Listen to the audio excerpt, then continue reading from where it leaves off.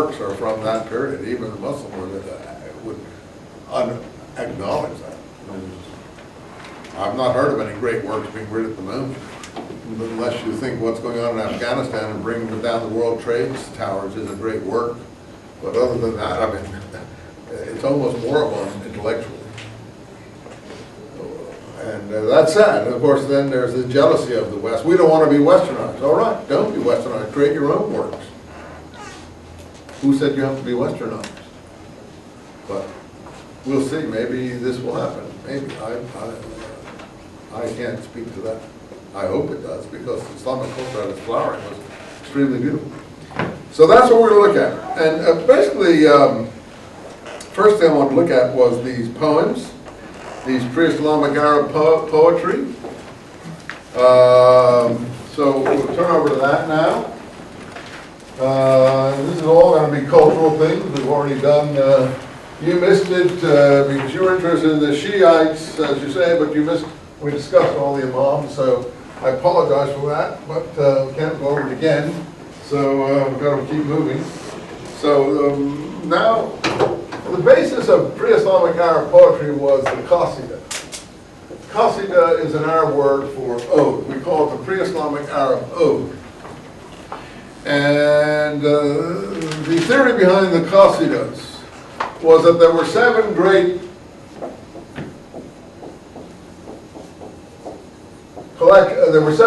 poems, supposedly. There were lots of people did collections, the same as they collected hadith. But there were seven great poems. These were called the mu'allaqat poems. Extended. It really means, the word mu'allaqat means extended. The myth behind the extended poems was that before Islam came, they used to have poetry contests in Mecca at the time of the pilgrimage, when the tribes weren't fighting, and they would go to these pilgrimage and these meetings, and then the poets would compete with each other. This is probably all mythology, and there's probably very little truth to any of it. But in any case, the myth was that the greatest poems were hung up in gold leaf in the Kaaba. I'm sure that's a later retrospective presentation of the person who collected the mu'allaqat poems. And the mu'allaqat poems were collected in Baghdad in the 800s again.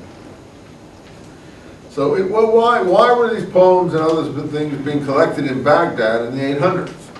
Because it's pre-Islamic material. One of the reasons is that the idea was that the real great Arabic was spoken in the desert, and that people actually used to send their children out to be brought up by Bedouin tribes so they could get the pure Arabic of the desert. That was one of the ideas. The second thing was that new converts were coming into Islam at a tremendous rate here under the Abbasid Empire, where Baghdad was the center, particularly Persians. And a lot of Persians were writing these grammars of Arabic. Why were they writing grammars of Arabic? So that their fellow countrymen could learn Arabic in a classical manner. So they were writing grammars, and since the real Arabic was supposed to be in the poetry, they collected the poetry to teach their co-religionists how to teach pure Arabic. So the poetic collections were done in the 800s in Baghdad. And the myth was that these are poems from the desert. I'm not sure if they're all poems from the desert or they're Persian grammarians sometimes imitating what they thought a poem from the desert should look like. Which is why we talk about it under Arab culture, or rather under Islamic culture, because I think it is Islamic culture, even though it's supposed to be pre-Islam. And so we study the mu'allaqat because that's easier, but there were several collections made. The mu'allaqat was the name of one collection, and another was called Hamasa, which means courage, basically. And that had, I think 450 poems in it or something. Huge collection. They collected these poems just like they collected hadith. They were very culturally ambitious in this mid-800 period in the Abbasid Empire in Baghdad. But the mu'allaqat were an actual collection of poems. Now I've given you here under this chapter Arabia Deserta in the which I handed out. Somehow it got skipped here, and also we have. In the Nicholson book, he has he has some of the, I think he has some of the pre-Islamic poets, doesn't he? Yep, he has a chapter 3, pre-Islamic poetry and manners, and he gives selections from a lot of them here, of some of the ones that weren't in the Mu'allaqat, some of the ones that were in the Mu'allaqat poems. So that's here. He's got the Mu'allaqat poems here on page 101, and you can read what he says there about the Mu'allaqat poems.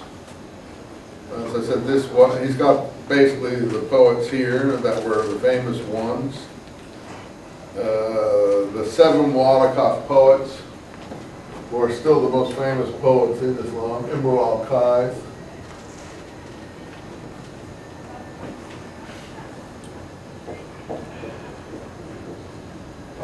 Tarafa. Let's see, what else have we got? Antara, Labid, Al-Harith.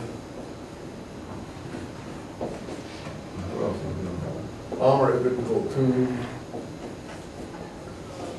We had a famous singer in Egypt in recent years called Kulthum. She's taking her name from this famous pre-Islamic Arab poet. And I think the last one here is Zuhair. Most of these are from different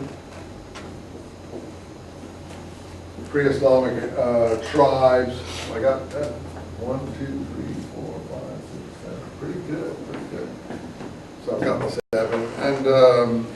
And Nicholson has his version of it. Arbery, the handout I gave you, Islamic Civilization book. I used to like to buy the books, but it wasn't worth it for just this last 2 or 3 week period having all these books necessarily, so we Xeroxed them here for you. He's got excerpts from them, and Kritzik, this other book here that I've Xeroxed some passages, he has a few too in his collection of the anthology of Islamic literature that he has. Who does he have in here? I think I put some of his in your collection here. You're always on time. On the exact time that you get here is always the same. I don't know how you manage it. Let's see. She has Imru al-Qais, Labid, and Taraf. Those are the 3 that he has in here. So